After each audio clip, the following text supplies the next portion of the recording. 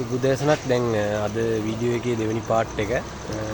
දැන් ඉන්නේ වාලච්චේනි ටවුන් එකේ.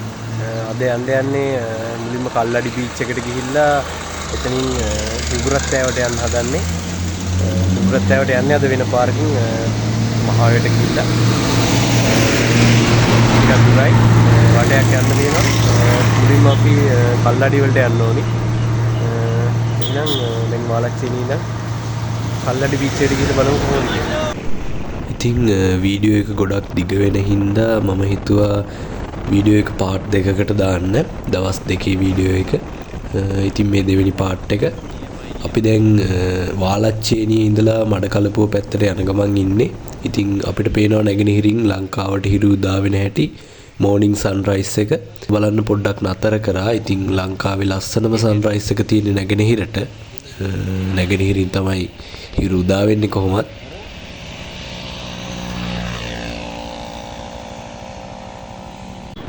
අපිට දැන් හම්බෙනවා මඩකලපු ලැගූන් එක.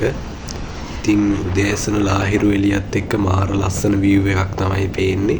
ඉතින් S2 කට පේන view එක කැමරාවට ගන්න පුළුවන්ද කියන්න දන්නේ නැහැ. ඉතින් මේ ප්‍රදේශයේ ගොඩක් කඩොලාන ශාක එහෙමත් බලා ගන්න තියෙනවා.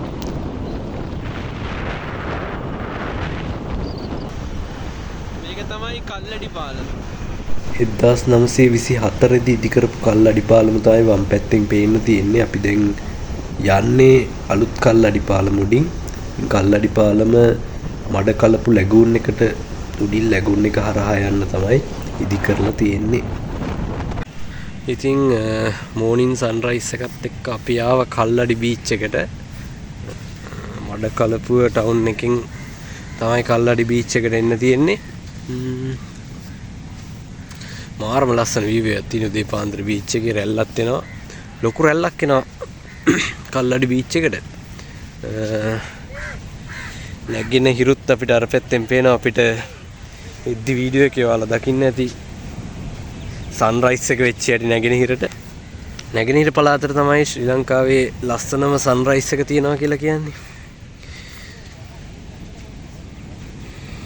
අපිත් ආව පොඩ්ඩක් බලන්න කල්ලඩි බීච් එකටත් කොහොමද කියලා බලන්නකෝ. ඉතින් view එක කොහොමද කියලා.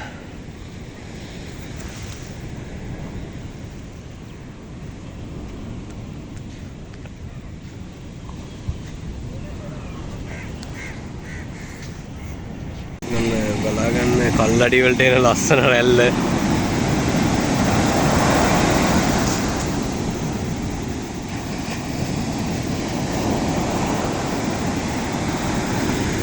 මාර දිග වෙරළ තීරයක් තියෙන්නේ. ඉතින් බෝට් ගොඩක් නවත්තලා තියෙනවා.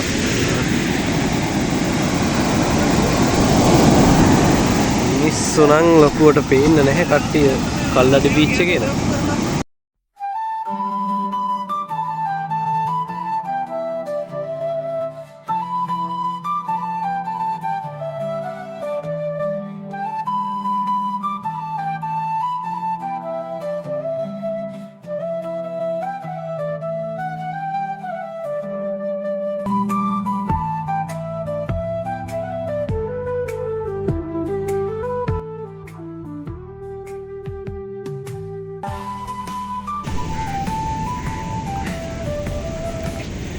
දැන් අපි කල්ලඩි බීච් එකෙන් යන්නේ.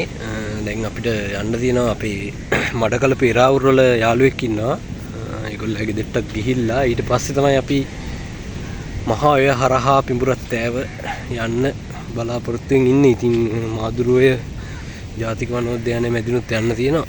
ඒකින්ද ගොඩක් හවස් වෙන්න කලින් යන්න ඕනේ. තාම නම් ගොඩක් උදේ. දැන් වෙලාව උදේ 8යි කාලයි. ගිහිල්ලා හම්බෙ. අපි දැන් එරාවුර වල අපේ බැජ් එකේ යාළුවෙක්ගේ ගෙදර ඇවිල්ලා දැන් පිඹුරත්තෑව පැත්තට යන්න හදන්නේ. මෙයා ගෙදරට තමයි ආවේ අපේ රිස්ටි යාළුවා. අපි ඊට පස්සේ ආව මහාවේ උණු වතුර ලිං වලට.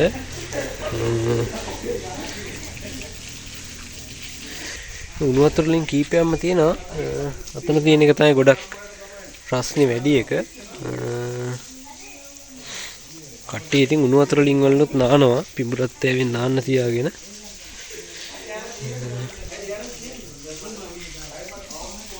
ගොඩක් රස්නේ.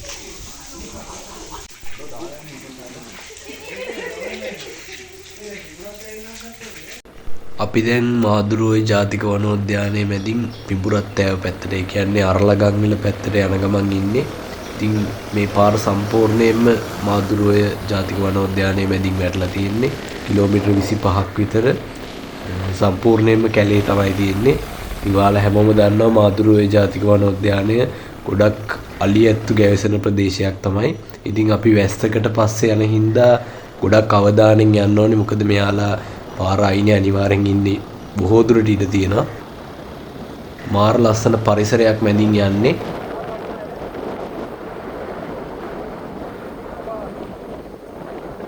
වන ජීවියෙක් කට්ටිය අලියෙකුට ප්‍රතිකාර කර කර ඉන්නවා.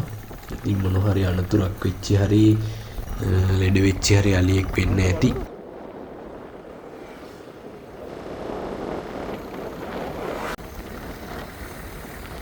අපිට මේ පාරේ යනකොට ඈතින් අමුතු හැඩේ ගලක් පේනවා. ඉතින් ඒකට එක එක නම් කියනවා. ඉතින් ඔයාලා ඒකට කැමති නමක් හිතාගන්න. මම මොකුත් නමක් කියන්නේ නැහැ.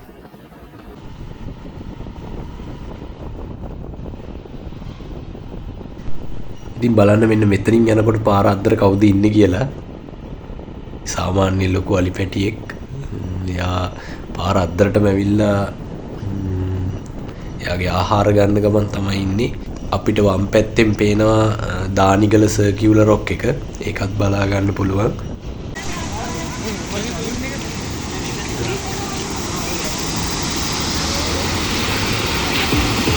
ඉතින් අපි දෙවනි වතාවට පිඹුරත්තෑවේ ආවා. හැබැයි කලින් වතාවේ ගිනම් පිඹුරත්තෑවේ වතුර තිබ්බේ නැහැ. පුත්තක්වත් දැන් පිරීලා ඉතිරලා පිරු කරනවා. ආරම ලස්සන දර්ශනයක් තියෙනවා. පිඹුරත්තෑවේ ආවනම් ආන්න ඕනේ අනිවාර්යෙන්. අපිට ගොඩක් වෙලා ගියා. ඔයාලා දකින්න ඇති අපි අලිත් පහු කරගෙන ආවේ මාදුරුවේ වනෝද්‍යානයේ මැදින් ආවේ. අපි ආව පල්ලෙහාට බලන්න.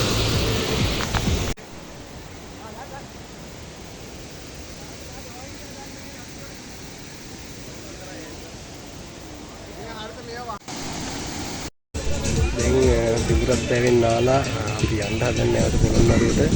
අපි ට්‍රිප් එක මෙතනින් ඉවර වෙන්න තමයි යන්නේ. දැන් පොළොන්නරුවට අපි බෝඩින් වල තමයි ආයෙ යන්නේ. ඉතින් අපි දැන් පිඹුරත්තෑවෙන් නාලා පොළොන්නරුවට යන ගමන් ඉන්නේ. දැන් මේ අරලගංවිල හරියෙන් යන්නේ. ඉතින් මේ තමයි අපේ දවස් දෙකක ට්‍රිප් එකේ අවසානය. ඉතින් ඔයාලා හැමෝටම සුබ දවසක්.